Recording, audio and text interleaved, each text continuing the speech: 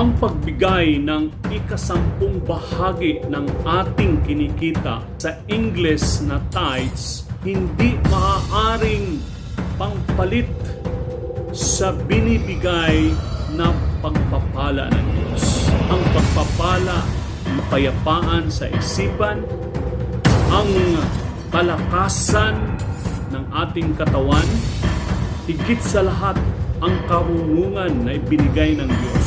Walang pera na makapagbayad sa mga ganoong pagpapala o grasya na mula sa Diyos.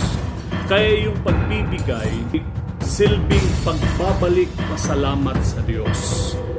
Ito ay isang bahagi ng pagmamahal natin sa Kanya na tayo ay patuloy na iniingatan, patuloy na tumatanggap ng mga biyaya araw-araw mula sa Kanya.